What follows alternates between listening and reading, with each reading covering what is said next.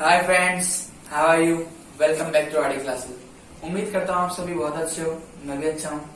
So guys, आपको याद होगा लास्ट वीडियो में मैंने आपको मेटल एंड नॉन मेटल पढ़ाया था। उससे पहले मैंने लाइट, रिफ्लेक्शन एंड रिफ्लेक्शन पढ़ाया था। तो दोनों चैप्टर आपको अच्छे समझ में आ गया। तो आज वापस लेके आ गया मैं बायो। आज हम पढ़ेंगे बायो यानी बायोलॉजी का एक चैप्टर है जिसका नाम है ह्यूमन आई। ठीक है, आज हम पढ़ेंगे ह्यूमन आई, पर ध्यान रखना ऑपरेशन नहीं करना है हमें। ठीक है, आप सोचिए, कभी आपने कभी बुक में देखा होगा हमेशा आंख जो आई का डायग्राम होता है ना, वो हमेशा साइड से मतलब साइड भी दिखाई देता है हमें, यानी इस साइड से दिखाई देता है हमेशा, पर कभी सामने से भी नहीं दिखाई देता। बताओ, मैं बताता हूँ सर। जो अभी हम सामने से क्या बता सकते हैं, ज्यादा पीपल बता देंगे, सिल्वरी मसल्स बता देंगे, आइरिस बता देंगे, यही बता पाएंगे ना, कॉर्निया, एक्वस ह्यूमर, यही बता देंगे। उससे हम कुछ नहीं बता सकते। पर साइड से देखेंगे तो मेरे पीछे का जो पार्ट है, रेटिना, ऑप्टिक नर्व्स, ठीक है, ये सब बता पाएंगे। ठीक है, विट्रस ह्यूमर, ये सब बता पाएंगे। पर अगर सामने से बताएंगे तो इतना कुछ नहीं आएगा ना। तो आज मैं आपको जो आई चैप्टर है उसको बड़े अच्छे तरीके से और बड़े ही इजी तरीके से समझाऊंगा। साइंस का चैप्टर है, इसमें पूछता भी है एग्जाम में, ऐसी कोई बात नहीं है, नहीं पूछेगा, पूछ लेगा। आज मैं आपको इसी चैप्टर को इतने अच्छे से समझाऊंगा, आपको सभी को समझ में आएगा, विथ नोट्स के साथ समझाऊंगा। ठीक है, अगर आपको आज का वीडियो अच्छे समझ में आ जाए ना, तो जाके नोट्स देख लेना, टेलीग्राम से नोट्स मैं प्रोवाइड करवा दूंगा। इस चीज का ध्यान रखना अच्छे से। और एक बात और, जो आई का डायग्राम होता है ना, उसको हमेशा आई के डायग्राम यानी डायग्राम को ड्रॉ करके समझा करो। एक बार डायग्राम ड्रॉ कर लो, उसके बाद में समझा करो। तो उसी के लिए मैंने आपको बड़ा ही अच्छे से समझाने के लिए नोट्स बनाए हैं, उसी से समझाऊंगा मैं आज आपको। तो आज का जो हमारा चैप्टर है human I and the colourful world. अभी डायग्राम देख लो यहाँ पे, अच्छे से ऐसे ही बना के समझा करो। ठीक है, अच्छे से डायग्राम से समझ में आएगा। अभी स्टार्ट कहां से करें? Crystalline lens. ठीक है, इसी से करेंगे। आप कभी सोचते होंगे हमारी आंख में भी कभी लेंस होता है या? लेंस होता है, और वो कौन सा लेंस होता है? यहाँ पे देख के बताना मुझे कमेंट बॉक्स में। ये है कॉन्वेक्स लेंस। ठीक है, कॉन्वेक्स लेंस, बल्जिंग आउटवर्ड्स। ठीक है, अभी अगर अच्छे से देखोगे ना आप, यहाँ पे ये कॉन्वेक्स लेंस है। पर फर्क क्या है, जो हम देखते हैं ना, जो हमारे अभी मार्केट्स में आते हैं, वो होते हैं एक तरह से क्रिस्टल लेंस होते हैं, यानी वो कांच के होते हैं। पर ये फ्लूइड का होता है। ठीक है, ध्यान रखना, ये एक तरह से फ्लूइड लेंस होता है। कभी कांच का मत समझना, वरना आंख में कभी टूट गया तो। इसको अच्छे से याद रखना, क्रिस्टलाइन लेंस ये होता है। ठीक है, समझ में आया? आइरिस, आइरिस का क्या काम होता है सभी को पता है? आइरिस का काम होता है जो हमारा जो प्यूपिल है ना, उसकी साइज को कंट्रोल करना। ठीक है, प्यूपिल। अभी तो प्यूपिल बताने से पहले मैं आपको एक चीज बता दूं। यहाँ देखिए, जैसे कि ये आगे का पार्ट होता है और ये पीछे का पार्ट होता है। ठीक है, यहाँ से हमें दिखता है, यानी जो भी हमारी रेज आती है, जो भी यहाँ पे रेज जाती है हमारी आंख में, वो यहाँ से जाती है। ये कुछ लेयर्स आती है हमारी आंख को प्रोटेक्ट करने के लिए। यहाँ से स्कल की लेयर आती है। ठीक है, अंदर कुछ लेयर्स आती है, वो पूछता नहीं है। ठीक है, ये आपको अच्छे से समझ में आ गया। अभी हम आइरिस की बात कर रहे थे। वो क्या करता है, प्यूपिल की साइज को कंट्रोल करता है। इतना समझ में आया? जो प्यूपिल होता है ना, उसकी साइज को कंट्रोल करता है। इतना समझ में आया? उसके अब बोलोगे आइरिस तो समझा दिया, पर प्यूपिल ही नहीं बता तो आइरिस कहां से समझ में आएगा? प्यूपिल भी बताऊंगा। यानी प्यूपिल क्या काम करता है, मान लीजिए अभी मैंने एक ये सर्कल लिया। ठीक है, अभी मैं इस सर्कल को अगर बार बार छोटा, कभी बड़ा, कभी छोटा बड़ा करूंगा, तो उसके अंदर जो लाइट पास होगी ना, मान लो अभी ये बड़ा है तो इसके अंदर इतनी लाइट पास हो रही है। अगर मैं वही तो छोटो सा कर दूं, एकदम छोटा सा, तो लाइट पास करवाऊं तो कितनी लाइट भेजेगा? इतनी सी भेजेगा ना। तो प्यूपिल वही काम करता है, लाइट का अमाउंट सेट करता है, कितनी लाइट हमारी आंख में जानी चाहिए, कितनी नहीं जानी चाहिए। ठीक है, अभी कॉर्निया के बारे में पता है किसी को? It is a thin membrane through which the light enters from transparent bulge on the front of eye wall. Most of the refraction occurs outer surface of the cornea. पर एक चीज का ध्यान रखना, कभी कॉर्निया पे रिफ्लेक्शन नहीं होगा, रिफ्रैक्शन होगा। हमारी आंख में रिफ्रैक्शन होता है, तभी तो लाइट एक मीडियम से दूसरे मीडियम में जाती है। कॉर्निया एक लेयर होती है हमारी आंख के बाहर की। ठीक है, वही काम करती है, जो लाइट आती है ना अंदर, उसी को एक ट्रांसपेरेंट पीस होता है। ठीक है, आप पीस भी कह सकते हो। ट्रांसपेरेंट होती है जो कॉर्निया होती है, एकदम ट्रांसपेरेंट होती है। ठीक है, जिसके द्वारा लाइट एंटर करती है हमारी आंख के अंदर। ठीक है, इतना सभी को समझ में आ गया। अभी एक्वस ह्यूमर समझो। एक्वस ह्यूमर क्या होता है? ये हमारा कॉर्निया है। ठीक है, ये हमारा कॉर्निया है, ये हमारा लेंस है। ये जो दिख रही है ना आपको डार्क, ये हमारी है आइरिस, ठीक है। और जो हमारी लाइट का अमाउंट सेट करती है, कितनी लाइट हमारी आंख के अंदर जानी चाहिए, वो प्यूपिल होता है। क्रिस्टलाइन लेंस हो गया। अब कॉर्निया और लेंस के बीच के अंदर एक फ्लूइड भरा रहता है, ठीक है, उसको बोलते हैं एक्विस ह्यूमर। यानी कॉर्निया और जो लेंस होता है उसके बीच में एक फ्लूइड भरा रहता है, उसका नाम होता है एक्विस ह्यूमर। समझ में आ गया? ये एक्विस ह्यूमर यहीं पे नहीं, यहाँ पे भी भरा जाता है, ठीक है। यहाँ पे होता है, ये हम खुद नहीं भर सकते इसको वैसे, ठीक है। ये यहाँ पे भी होता है और यहाँ पे भी होता है। इसका नाम होता है विट्रस ह्यूमर। सभी को समझ में आ गया? इसका होता है एक्वस ह्यूमर, इसका होता है विट्रस ह्यूमर। ये होता है लेंस और रेटिना के बीच में होता है विट्रस ह्यूमर। समझ में आया? अब सिलरी मसल्स, सिलरी मसल्स तो सभी को पता है, जो हमारे लेंस रहता है उसको स्टेबल रखने। यानी अभी मान लीजिए मैंने एक रस्सी ली और उससे किसी को बांध दिया, तो वो एक जगह फिक्स रहेगा ना। कोई चीज, किसी चीज को एकदम बांध दिया, किसी को एक मान लीजिए मैंने एक पत्थर लिया बहुत बड़ा, अभी मैं उसको रस्सी से बांध दिया तो एक स्टेबल रहेगा ना। तो एक तरह सिलरी मसल रस्सी का ही काम करती है, जो हमारे लेंस को स्टेबल रखती है। और जो इमेज बनती है, जहां पे इमेज बनती है उसको बोलते हैं रेटिना, ठीक है। जहां पे इमेज बनती है, यहाँ से तो इमेज एंटर करेगी, फिर यहाँ जाके बनेगी, उसको बोलते हैं रेटिना। और हमारी आंख के अंदर ध्यान रखना, जो लाइट यहाँ से मान लीजिए यहाँ पे कोई एक ऑब्जेक्ट है, वो यहाँ पे सीधी है, ठीक है, यहाँ पे वो ऑब्जेक्ट सीधी है, पर ये ऑब्जेक्ट यहाँ जाके उल्टी बन जाएगी, यहाँ जाके उल्टी बन जाएगी ऑब्जेक्ट। यानी हमारी आंख के अंदर जो इमेज उल्टी होती है ना, आप सोचो उल्टी बनती है तो हमारे दिमाग में सीधी क्यों बनती है? मतलब यहाँ से इमेज उल्टी बनती है, ऑप्टिक नर्व उसको हमारे ब्रेन तक लेके जाती है, हमारा ब्रेन उसको सीधा करता है। समझ में आया? सभी को समझ में आ गया? ये था हमारा आई, इसके फंक्शंस थे। आपको ये अच्छे समझा दिया आगे। अभी मैं आपको इन फंक्शंस के बारे में भी बताऊंगा, अच्छे से समझाऊंगा, तभी मैंने बोला ना अच्छे से समझाऊंगा, एकदम लाइट चैप्टर को, किसी कोई भी चीज की दिक्कत नहीं आने दूंगा इस चैप्टर में। एक्वस ह्यूमर समझ में आ गया, विट्रस ह्यूमर समझ में आ गया, cornea, pupil, iris, crystalline lens, ये ciliary muscles, retina, optic nerve, सभी को अच्छे समझ में आ गया। और नहीं आया तो कोई बात नहीं, आगे और आएगा ना, उसमें अच्छे से समझ लेना। अभी ऊपर मैंने आपको आई समझा दी थी, अब यहाँ पे उसकी कुछ डेफिनेशन, जो भी कॉर्निया, आईबॉल, आइरिस, प्यूपिल जो भी है, वहाँ पे डेफिनेशन है इसकी। यहाँ पे ये कुछ उसके पार्ट्स और उनके फंक्शन है। अभी सबसे पहले हम लेंगे किसका? कॉर्निया का नंबर। सबसे पहले कॉर्निया को पकड़ेंगे आज हम। अभी देखो यहाँ पे, ये एक थिन लेयर होती है, मतलब thin membrane through which light enters, it forms the transparent bulge on the front of eyeball.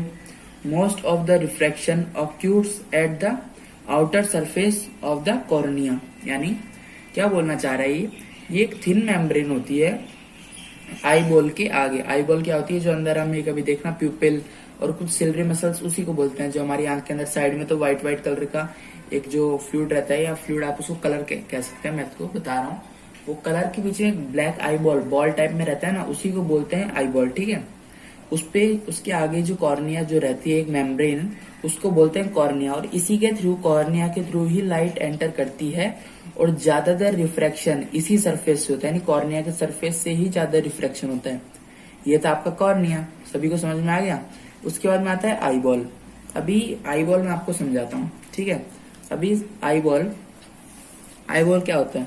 Eye ball मैंने आपको जैसे कि बताया, जिसमें ciliary muscles, pupil, aqueous humour, lens, जिसमें सब आते हैं ना। कभी देखिएगा अपनी आंख में हर तरफ व्हाइट कलर का रहेगा और बीच में एक बॉल सी रहेगी, उसी को बोलते हैं आई बॉल, ठीक है। और उसका डायमीटर क्या होता है? 2.3 सेंटीमीटर। सभी को समझ में आ गया? 2.3 सेंटीमीटर उसका डायमीटर होता है। और इसकी शेप समझ में आ गई, ठीक है। यानी it is approximately spherical in shape, ये देख लीजिएगा यहाँ पे। उसके बाद में हमारा आता है आइरिस। अभी आइरिस समझाता हूँ। अभी यहाँ देखिए, पीछे था हमारा कॉर्निया, आई बॉल, अब आ गया आइरिस। आइरिस का मतलब मैंने बताया था ना, आइरिस क्या करता है? Iris, it is the dark muscular diaphragm that controls the size of pupil, it is behind the cornea. यानी आइरिस का क्या काम होता है? ये प्यूपिल की साइज को कंट्रोल करता है। अभी आप सोचोगे हाँ मैं आइरिस, तो आपने वही बात आ गई ना, आइरिस हमें बता दिया, पर प्यूपिल तो बताओ। प्यूपिल भी देख लो ना यहाँ पे। प्यूपिल का क्या काम होता है? जो लाइट, यानी कितना लाइट का कितना अमाउंट हमारी आंख में भेजना है। यानी मान लीजिए फॉर एग्जाम्पल देता हूँ आपको, हमें 100 में से 50% हमारी आंख के अंदर लाइट का अमाउंट भेजना है, तो उतना वो सेट करता है अपने हिसाब से। आइरिस ही प्यूपिल की जो शेप है उसको सेट करता है। इतना सभी को समझ में आ गया। देखें, हमारी पूरी आंख में कितने कलर्स होते हैं? व्हाइट, ब्लैक, उसके अंदर एक और ब्लैक रहता है, व्हाइट, ब्राउन, ब्लैक, पर ब्लैक को ब्राउन बोल रहा हूँ मैं, सॉरी। अभी जो एकदम छोटा सा ब्लैक रहता है ना, कभी देखना अपनी आंख पे लाइट मार के, लाइट डालना, उसमें प्यूपिल कभी छोटा हो जाएगा, ठीक है। अभी ये प्यूपिल समझ में आ गया, आइरिस समझ में आ गया, आईबॉल समझ में आ गया, कॉर्निया समझ में आ गया। अभी मैं आपको आगे समझाऊंगा। अभी यहाँ देखो, क्रिस्टलाइन लेंस। अभी क्रिस्टलाइन आई लेंस, ठीक है।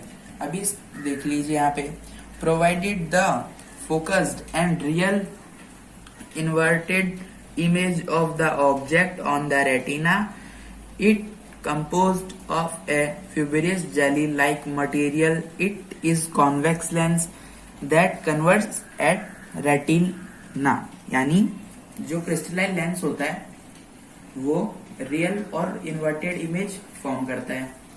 यानी रियल तो होती है पर उल्टी होती है। समझ में आ गया? रियल और इन्वर्टेड इमेज फॉर्म होगी।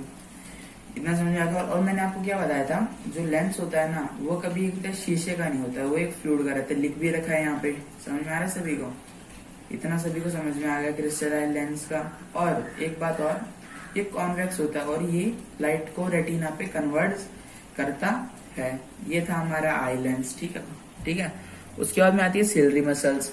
It helps to change the curvature of eye lens and hence changes its focal length so that we can see the object clearly placed at the different position. जो ciliary muscles क्या करती हैं, जो हमारे lens को stable रखती हैं। अगर हमारा लेंस कभी ऊपर कभी नीचे ऐसा होगा तो हम किसी ऑब्जेक्ट को साफ तो ना देख पाएंगे।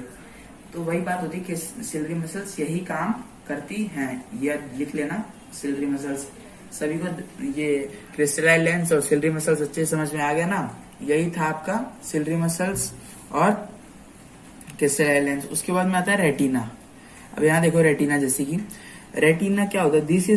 This membrane with large number of sensitive sales. यानी रेटिना के पास बहुत ज्यादा, यानी रेटिना के पास एक तरह से सेंसिटिव सेल्स जो होते हैं बहुत ज्यादा होती है, ठीक है। उसी पे तो सेंस, जब वो उस पे इमेज बनती है तो सेंसिटिव सेल्स तो उसके पास होगी ना। उसी की वजह से फिर ऑप्टिक नर्व से जाती है इमेज, फिर ऑप्टिक नर्व से इमेज जाके हमारे ब्रेन में सीधी होती है। हमारा ब्रेन उसको समझता है, फिर सिग्नल देता है हमारी आंख में। यही होता है ना, यही फंक्शन होता है रेटिना का। तो ये कुछ थी हमारे पॉइंट्स थे, समझ में आ गया आपको आंख के बारे में। अभी यहाँ पे एक इम्पोर्टेंट पॉइंट है, देख लीजिए इसको। When image formed at retina light sensitive cells get activated and generate electrical signal. These, यानी अभी यहाँ देखना, अभी आप, ये एक इम्पोर्टेंट पॉइंट है। मैंने सॉरी पहले आपको दिखाया नहीं था, अभी मैंने बोल दिया था वैसे ही। अभी देख लीजिए यहाँ पे, when image formed at the retina light sensitive cells get activated। यानी जब इमेज रेटिना पे फॉर्म होती है, जो लाइट सेंसिटिव सेल्स होती है वो एक्टिवेट हो जाती है और मतलब जनरेट, इलेक्ट्रिकल सिग्नल को जनरेट करती है। और वो सिग्नल ऑप्टिक नर्व के थ्रू हमारे ब्रेन में जाता है और ब्रेन हमारा सिग्नल को जो रीड करता है, उसके बाद में जो भी एनालाइज करता है हमारा ब्रेन उस सिग्नल को, उसके बाद में हमारे वापस सिग्नल हमारे पास भेजता है। इतना सभी को समझ में आ गया? यही इंपॉर्टेंट पॉइंट था जो कि पूछ लेता है। इसके बाद में आता है हमारा पावर ऑफ एकोमोडेशन। अभी देखिए पावर ऑफ एकोमोडेशन दिख रहा है, ये रहा पावर ऑफ एकोमोडेशन। अभी इसको क्या, पहले मैं आपको इसकी डेफिनेशन समझाता हूँ। The ability of eye lens to adjust its focal length is called power of accommodation. यानी आंख की वो एबिलिटी जो फोकल लेंथ को एडजस्ट करे, उसी को बोलते हैं पावर ऑफ एकोमोडेशन। समझ में आया? पावर ऑफ एकोमोडेशन यही था, यानी आंख की एबिलिटी जो कि फोकल लेंथ को एडजस्ट करे, उसी को कहते हैं power of accommodation. Power of accommodation with, मतलब जो पावर ऑफ एकोमोडेशन होता है किसकी वजह से होता है? ये होता है सिलरी मसल्स के थ्रू, इसी की वजह से होता है ना। समझ में आया सभी को? यही था हमारा पावर ऑफ एकोमोडेशन। अभी पावर ऑफ एकोमोडेशन में क्या होता है, जब पास की चीजें साफ दिखती है ना, वो 25 सेंटीमीटर तक नॉर्मल आई की है, ठीक है, नॉर्मल आई तक की। अगर हम किसी चीज को पढ़ रहे हैं नियर पॉइंट में अगर हम इसको एकदम नॉर्मल आई से देखेंगे तो 25 सेंटीमीटर तक की हमें साफ दिख जाएगी। और फार पॉइंट इन्फिनाइट तक हम देख सकते हैं, देखने को तो हम इन्फिनाइट तक भी देख सकते हैं। और नियर पॉइंट हमारा होता है पावर ऑफ अकोमोडेशन का 25 सेंटीमीटर, यानी हमारी पावर ऑफ अकोमोडेशन का नियर पॉइंट होता है 25 सेंटीमीटर और जो फार पॉइंट होता है वो इन्फिनाइट होता है। सभी को समझ में आ गया। इसके बाद में हमारा आता है, अभी आता है हमारा least distance of distant vision. इसको एक तरह से आप मायोपिया भी कह सकते हो। मायोपिया आपको याद है, मैंने लाइट चैप्टर में पढ़ाया था मायोपिया, लास्ट में बताया था मायोपिया, जिसमें इमेज रेटिना से आगे बन जाती है, यानी जो लेंस होता है और रेटिना होती है उसके बीच में ही इमेज बन जाती है। सभी को समझ में आ गया इतना रेटिना नहीं sorry least distance of distant vision. ये एक तरह से आप इसको मायोपिया भी कह सकते हो। अब इसकी तरफ डेफिनेशन पढ़ते हैं। The minimum distance of which object can be seen most distinctly without strain, it is called least distance of distinct vision। यानी पास की ऑब्जेक्ट, यानी कितने पास में दिख रही है, यानी पास की ऑब्जेक्ट साफ दिखे, यानी मायोपिया आयन में कितने दूर तक हम देख सकते हैं, कितने दूर तक नहीं, मतलब उसकी मिनिमम डिस्टेंस जो कि एकदम पास में, जो पास में हो मिनिमम डिस्टेंस, उसकी मिनिमम डिस्टेंस, कम से कम डिस्टेंस जो हम साफ से देख पाए, एकदम साफ देख पाए, उसी को कहते हैं least distance of distinct vision, वो भी स्ट्रेन के बिना। ठीक है, इतना सभी को समझ में आ गया। और आप डेफिनेशन देख लीजिए यहाँ पे, the minimum distance at which object can seen most distinctly without strain, it is called least distance of distinct vision. It is also called near point of the eye, है ना, यानी नियर पॉइंट ऑफ आई भी आप कह सकते हो इसको। जैसे कि मैंने बताया था आपको, जितनी पास की ऑब्जेक्ट साफ दिखेगी उसको कहते हैं power of least distance of distinct vision. समझ में आ गया। और ये ठीक है मायोपिया का ये दूसरा नाम है। इतना सभी को अच्छे से समझ में आ गया। अभी दूसरा पॉइंट देखो, the farthest point up to which the eye can seen object clearly is called the far point, यानी दूर का वो पॉइंट जो हमारी आंख साफ देख पाए उसको कहते हैं द फार पॉइंट ऑफ आई। इतना सभी को समझ में आ गया। अभी यहाँ देखिए, कैटरेक्ट एक बीमारी का नाम है। ठीक है, कैटरेक्ट कोई ऐसी चीज नहीं है, कोई मैं आपको मीनिंग बता रहा हूँ उसका। कैटरेक्ट एक बीमारी का नाम है जो ज्यादातर जो ओल्ड एज वालों को होता है उनको हो जाता है, जिनमें जो उनका रेटिना होता है, जो लेंस होता है वो एक मिल्की होता है, मतलब उनको साफ चीजें होती है वो धुंधली दिखती है, यानी मिल्की टाइप में दिखती है, एकदम क्लाउडली दिखती है उनको। ठीक है, the crystalline lens of people at old age become milky and cloudy, this condition is called cataract. ये कंडीशन कैटरेक्ट कहलाती है। इतना सभी को समझ में आ गया। अब हम चलेंगे मायोपिया पे। अभी यहाँ देखिए, defect of vision and their correction, यानी अभी हम यहाँ पे करेक्शन भी करेंगे और डिफेक्ट भी सीखेंगे। पहले हम सीखेंगे मायोपिया। मायोपिया क्या होता है, यानी myopia is also known as near sightedness, यानी मायोपिया को आप नियर साइटेडनेस भी कह सकते हो, है ना। A person with myopia can see near by object clearly but can not see distant, यानी जिसको मायोपिया हो रखा है वो पास के ऑब्जेक्ट तो साफ देख लेगा पर दूर की ऑब्जेक्ट वो साफ देख नहीं पाएगा। उसी के लिए यूज होता है convex lens, sorry concave lens इसके लिए यूज होता है। इतना सभी को समझ में आया। हाइपरमेट्रोपिया के लिए कॉन्वेक्स और इसके लिए होता है मायोपिया के लिए कॉन्केव। अभी मैं आपको डायग्राम के अच्छे से समझाऊंगा डायग्राम के थ्रू। अभी यहाँ देखिए, ये फार पॉइंट ऑफ, ये तो एकदम जिसको मायोपिया नहीं हो रखा है ये वो आंख है। ठीक है, लाइट जाती है लेंस के थ्रू जाएगी, ये कॉन्वेक्स लेंस लाइट को कन्वर्ट करेगा और रेटिना पे इमेज बनेगी। पर मायोपिया आई में क्या होता है, जो इमेज रहती है ना वो यहीं पे बन जाती है, यानी यहीं पे इमेज बन जाती है, यहाँ पे नहीं यहीं पे बन जाएगी। उसका भी डायग्राम दिखाता हूं मैं। अब जैसे कि यहाँ देखिए, मैंने बताया था रेटिना यहाँ पे होता है पर इमेज यहाँ पे यहीं पे बन गई है। यहाँ से लाइट गई, इसने लाइट कन्वर्ट करी पर यहीं पे लाइट जो इमेज है यहीं पे बन गई, मतलब ये मायोपिया की आई है। अगर हम यहीं पे कॉन्वेक्स लेंस लगा देंगे तो लाइट जो इमेज बनेगी वो रेटिना पे बनेगी। उसका भी डायग्राम है मेरे पास। तो यहाँ पे हम मायोपिया आई का करेक्शन कर रहे हैं। अभी देखिए, ये है कॉन्केव लेंस अभी मान लीजिए यहाँ से कोई लाइट गई तो ये क्या करेगा, लाइट को फैलाएगा क्योंकि ये लाइट को डाइवर्स करता है और कॉन्वेक्स लाइट को कन्वर्ज करता है। इसने लाइट को डाइवर्स किया, बहुत ज्यादा फैलाया, तो यहाँ से इमेज बनी बनी बनी और रेटिना पे जाके बन गई। यानी यहाँ से लाइट गई और रेटिना पे जाके बन गई। इसने लाइट को डाइवर्स किया, कॉन्वेक्स ने लाइट को कन्वर्स किया और इमेज रेटिना पे बन गई। तो ये था हमारा मायोपिया। अभी बात करेंगे हम हाइपरमेट्रोपिया। अभी हम बात करेंगे हाइपरमेट्रोपिया की। अभी जैसे ऊपर लिख रखा है मैंने, hypermetropia is also called far sightedness. यानी हाइपरमेट्रोपिया को हम फार साइटेडनेस भी बोल सकते हैं। A person with hypermetropia can see distant object, यानी दूर के ऑब्जेक्ट वो साफ देख सकता है पर पास के ऑब्जेक्ट उसको साफ नहीं दिखती है। यानी दूर के ऑब्जेक्ट साफ देख लेगा, पास की नहीं दिखेगी उसको। ये होती है हाइपरमेट्रोपिया। इसमें भी हम करेक्शन पढ़ेंगे और ये करेक्शन पता है किससे होता है? हाइपरमेट्रोपिया करेक्शन होता है कॉन्वेक्स लेंस से और जो मायोपिया का होता है वो होता है कॉनकेव से। अभी इसको मैं डायग्राम के थ्रू समझाऊंगा। अभी देखिए जैसे कि यहाँ से लाइट आई, ठीक है, ये लाइट आई, कॉन्वेक्स है, पर कॉन्वेक्स लेंस क्या कर रहा है? कॉन्वेक्स लेंस तो पहुंचा रहा है ना अपना काम। ये तो जिसकी आंख सही है उसके लिए है, ठीक है, जिसकी आंख सही है वहां पे इमेज बन रही है इसकी यहाँ पे, ठीक है।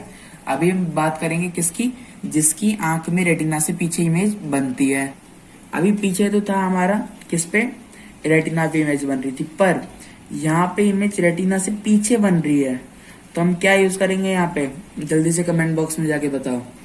यहाँ पे हम करेंगे कॉन्वेक्स लेंस। कॉन्वेक्स लेंस जब यूज करेंगे तो कॉन्वेक्स लेंस क्या करेगा? लाइट को थोड़ा कन्वर्ट करेगा और ये भी लाइट को कन्वर्ट करके उसको थोड़ा इमेज को यहाँ बना देगा। समझ में आया? इसका भी मैं आगे समझाता हूँ अच्छे से। अभी देखिए यहाँ पे मैंने लगा दिया यहाँ पे कॉन्वेक्स लेंस, तो इसने लाइट को थोड़ा कन्वर्ट किया। यहाँ से लाइट आई, इस पे गिरी, इसके पॉइंट्स पे, यहाँ पे लाइट कन्वर्ट हुई, यहाँ पे और भी ज्यादा कन्वर्ट हुई, तो लाइट यहाँ पे इमेज यहाँ ना बन के यहाँ बन गई। तो ये था करेक्शन हमारा। इस उम्मीद करता हूँ सभी को मायोपिया और हाइपरमेट्रोपिया सबको अच्छे समझ में आ गया होगा। अभी देखिए यहाँ पे पहले हमने बात करी मायोपिया की, अब बात कर रहे हैं हम प्रेसबायोपिया की। हाइपरमेट्रोपिया हो गया, मायोपिया हो गया, अब प्रेसबायोपिया हो गया। आप तो सोच रहे हो कि कितनी बीमारी लाओगे? एक बीमारी कम है, 2 बीमारी हो गई, अभी तीसरी बीमारी आ गई प्रेसबायोपिया। प्रेसबायोपिया में क्या होता है? ना दूर की इमेज साफ दिखती है ना पास की इमेज साफ दिखती है। मतलब जो मायोपिया आई थी उसमें क्या था? पास की साफ दिख रही थी पर दूर की साफ नहीं दिख रही थी। हाइपरमेट्रोपिया आई में क्या था? दूर की इमेज साफ दिख रही थी पर पास की नहीं दिख रही है। पर प्रेसबायोपिया में क्या है? दोनों ही नहीं दिख रही, नहीं दूर की दिख रही नहीं पास की दिख रही। मतलब इसको मायोपिया और हाइपरमेट्रोपिया दोनों है। अब इसको समझाता हूँ। देखिए, the people have myopia and hypermetropia defects are called presbyopia. For correction of presbyopia, eye uses both concave and convex lens. आप सोचो, आप कॉन्केव और कॉन्वेक्स लेंस को बाइफोकल लेंस भी बोल सकते हो, ठीक है। अब सोचिए बीमारी जिसको दोनों हो सकती है, कॉन्केव और कॉन्वेक्स, वो सॉरी मायोपर हाइपरमेट्रोपिया, तो उसमें तो हम दोनों लेंस यूज कर सकते हैं ना। इसको कहते हैं कॉन्केव और कॉन्वेक्स लेंस को कहते हैं बाइफोकल लेंस। जैसे कि देखिए यहाँ पे है एक लेंस है, ठीक है, मतलब ये ग्लास है, ठीक है। अभी ऊपर तो है कॉन्केव लेंस, नीचे है कॉन्केव लेंस। अगर दूर की ऑब्जेक्ट नहीं दिखेगी, मतलब दूर की ऑब्जेक्ट नहीं दिखेगी तो वो कॉन्वेक्स से देखेगा, अगर पास की ऑब्जेक्ट नहीं दिखेगी तो कॉन्केव से देखेगा। ये देख लीजिए यहाँ पे। तो ये आपका प्रेसबायोपिया था। अब हम बात करेंगे किसकी? प्रिज्म की। अभी ये है प्रिज्म, ठीक है। अगर प्रिज्म आपको अच्छे से दिख रहा हो, यहाँ देखिए, when light passes through a prism it disperse into 7 colour. यानी कोई लाइट जब किसी प्रिज्म से जाती है, किस प्रिज्म से रिफ्लेक्ट होती है, तो वो 7 कलर में डिस्पर्स हो जाती है। कौन से? Violet, indigo, blue, green, yellow, orange, red, ठीक है। उसकी शॉर्ट फॉर्म में विबग्योर। यहाँ पे देखिए डायग्राम से समझाता हूँ। यहाँ से एक लाइट गई, यहाँ पे आके रिफ्लेक्ट हो गई, डिस्पर्स हो गई 7 कलर्स में। ये थोड़ा डायग्राम अच्छे से नहीं बना है, पर 7 कलर्स यहाँ पे रिफ्लेक्ट हो रहे हैं। यहाँ पे देखिए अभी डिस्पर्स हो रहे हैं। अभी आप इसको याद करने के लिए विबग्योर लिख सकते हो। जैसे कि देखिए, violet, indigo, blue, green, yellow, orange और रेड। तो समझ में आ गया। ये आज आपका मैंने आई चैप्टर इतने अच्छे से समझा दिया, आपको बीमारी समझा दी है, बड़े अच्छे तरीके से समझाया ना, क्योंकि अच्छे समझ में आता उसी को है जो अच्छे से ध्यान लगा के समझता है। ये मैंने आपको अच्छे समझा दिया, अच्छे समझ में भी आ गया आपको। तो ये आज हमारे ये चैप्टर कंप्लीट हो चुका है। अब अगला चैप्टर अगले वीडियो में दिखाऊंगा ना, अभी तो ना बताऊंगा, तो सस्पेंस होना चाहिए ना बच्चों में। तो ये था हमारा आई चैप्टर। आई मैंने आपको बड़े अच्छे समझाया, नोट्स चाहिए टेलीग्राम पे प्रोवाइड करवाऊंगा, थोड़ा ध्यान रख रहा हूँ ना सभी का। अभी आपको नोट्स भी मिलेंगे, ये भी आपको समझा दिया मैंने, आपको किसी चीज की दिक्कत नहीं आएगी। तो आज की इस वाली वीडियो में इतना ही है, मिलते हैं अगली वीडियो में।